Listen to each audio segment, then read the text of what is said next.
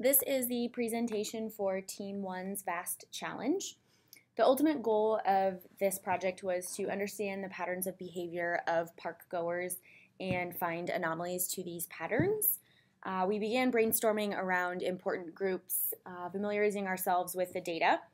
We looked at group size, time spent in the park, what people liked to do in the park, areas they spent the most time, and check-ins per zone geographically in the park.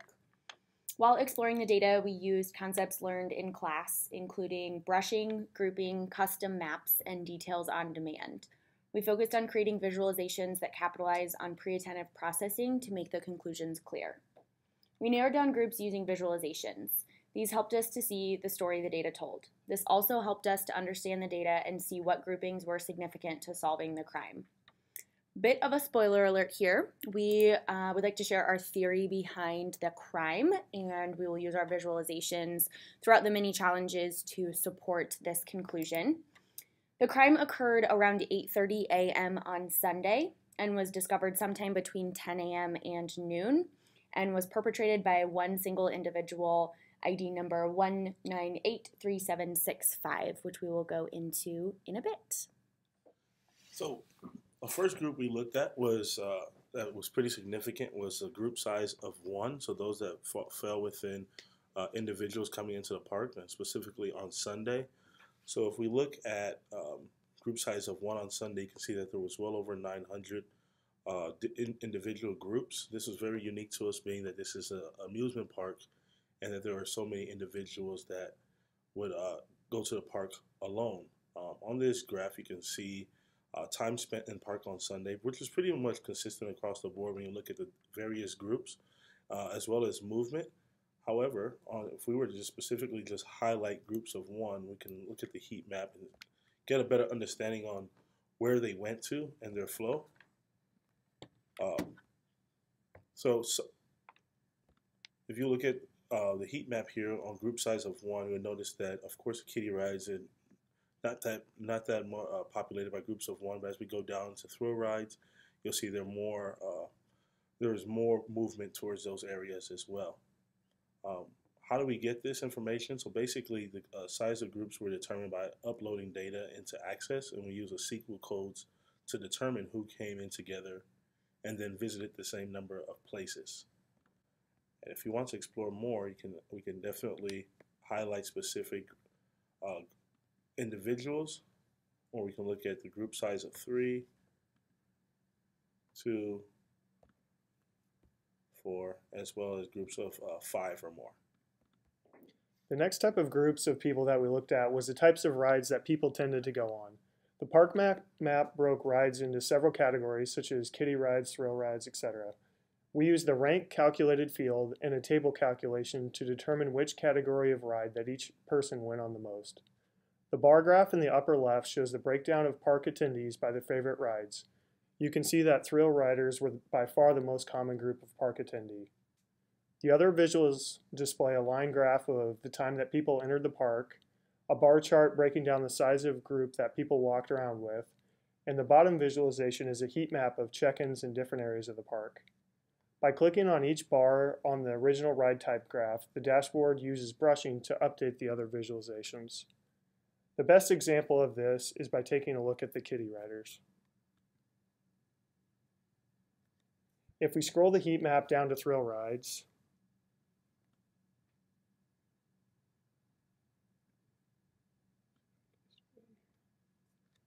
you can see that people who were kiddie riders didn't go on near as many thrill rides as the overall group if I take off the brushing.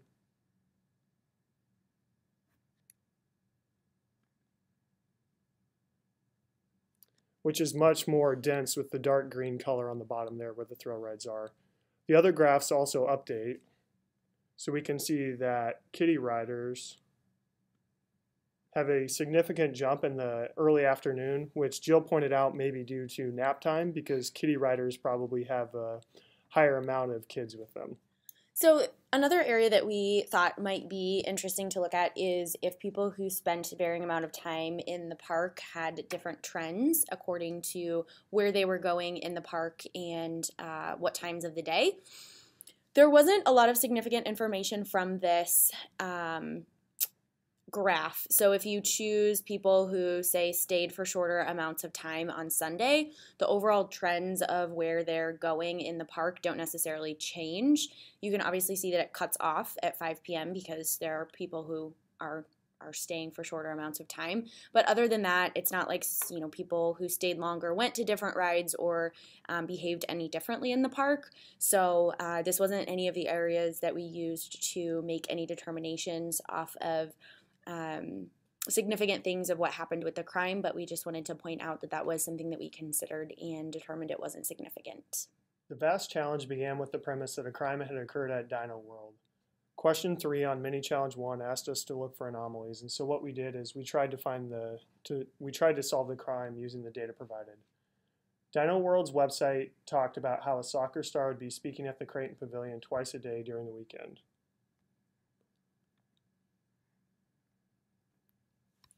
The first story point maps out the number of check-ins at the pavilion at the park.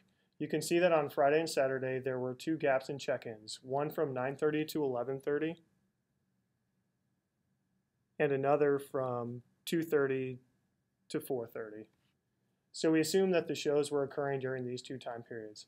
However, on Sunday there's only 1 gap in check-ins from 9:30 to 11:30, and then the check-ins immediately stop at the pavilion after this show. And so we assume that this is when the crime had occurred. We also saw in the communication data that Zach will present later that there was an explosion of communication during this time, so this further supports the evidence that this is the time frame where the crime was committed. So in order to identify the culprit, we tried to find outliers in behavior. By charting the number of moves and check-ins that individuals made on a scatter plot, you can see that one ID sticks out as having very few of both. There's only 3 check-ins and 167 move-ins, while there's a large mass of the average groups of people over here. In addition, this ID did not send any communication while in the park, which is very unusual. So we decided that this individual warranted further investigation. By mapping this individual's behavior, you can see that they spent most of their time in the bottom left quadrant of the park. So they came into the park at 8:15 over here. They then walked across, went down to the Creighton Pavilion where they checked in at 8:32. They then spent half an hour at the Creighton Pavilion before walking up and going to the Schultz Express. They checked in there at 9:13 and spent almost 2 hours there, where they then left at 11:33, which is when the other show got out, presumably to try to fit in with the crowd as everyone was leaving the show. They then left the park, and that was the only time that they actually spent in the park. And so this was a huge outlier with time and the places that they went, and so we believe that this is the person who committed the crime. So Mini Challenge 2 asked us to analyze a different set of data involving the messages for the different IDs throughout the park days. So the first question in Mini Challenge 1 was to identify the patterns of top communicators throughout the day.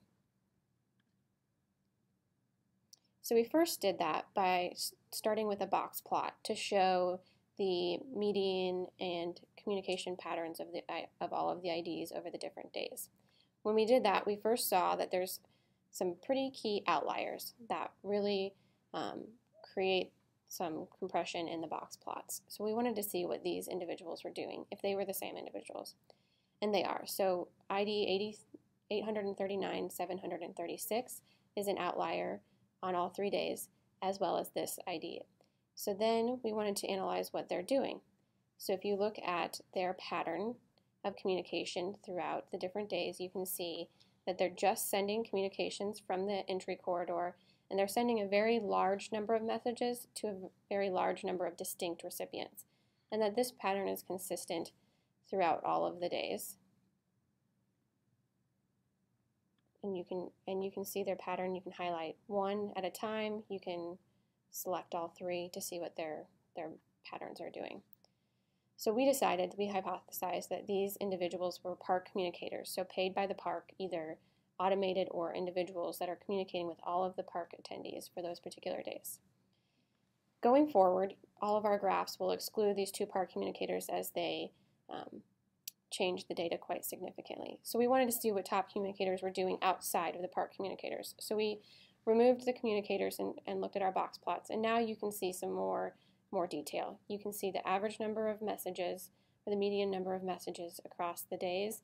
You can also see a scatter plot here in the bottom left corner that shows the number of messages and the number of distinct recipients. It's logical to show that this is a positive correlation, that as people are sending more messages, they're sending them to a larger number of distinct recipients. Over here on the right, you can also see the internal recipients versus the external recipients, and that not necessarily people that are sending a large number of messages to internal recipients are the highest people sending to external. You can also say, I'd like to see the top communicators for Saturday and see their behavior. And it changes the scatter plot here to show how many distinct recipients, and it also shows the relationship between the internal recipients and the external recipients. Moving on to question 2, which asks who is communicating with whom, when, and where. As you could see by this Pareto chart, that 80% of the messages are sent by 35% of the visitors. So digging down and really binning the IDs into different groups, we came up with 4 different groups: minimalists, who send very few messages; medium, who send a few hundred messages; high, who send a couple thousand messages; and what we called teenagers, and they sent a few thousand or more messages. And as you can see, there are more minimalists than teenagers, but as you would expect, minimalists sent, on average, much less messages than teenagers. Moving on, across the 3 days, the communication patterns are different, and using this heat map, we can see where in the park they were, where they sent messages. So here are the different locations. Here's Friday, Saturday, and Sunday, and the messages per hour that they sent, internal messages and external messages to people who are outside the park. And we can click on one.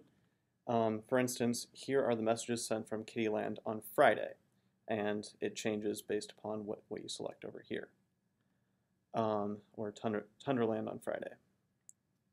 What is most interesting, however, is the number of external messages sent from the wetlands on Sunday, which, as you can see, is a very large spike compared to Saturday. And that leads us into question 3. From this data, can you hypothesize when the crime was discovered? Based on the number of messages sent outside the park over the 3 days, we can hypothesize that the crime was discovered between 10 a.m. and noon on Sunday. We also believe that the park communicator sent out a notification around noon, possibly alerting park visitors of the crime. And we can also see that the spike of messages occurred in the wetland where the Creighton Pavilion is located. To summarize our work on the VAST challenge, we started by really brainstorming our groups, using visualization to determine which groups were important, which groups were not. We came out with 3 basic groups. Groups by size, groups of people that like to ride certain rides, and then groups by time spent. As you can see, a few of the groups came to some different conclusions. One of the groups was really not overly impactful across the different days. From then, we examined the differences in attendee behavior across days using different box plots. Throughout our presentation, we used the visuals to hypothesize what would be impactful, what would not. We're able to take out some parts as non-impactful and really use the calculated fields, really use different brushing and different actions to show our overall results. We also used outliers to identify our expected or proposed perpetrator, and then began trying to determine his behavior throughout the park. When it came down to the messages of the communication patterns of the different park attendees, we were able to quickly identify the 2 outliers, remove them from our further data set to analyze the overall patterns of the park attendees throughout the days.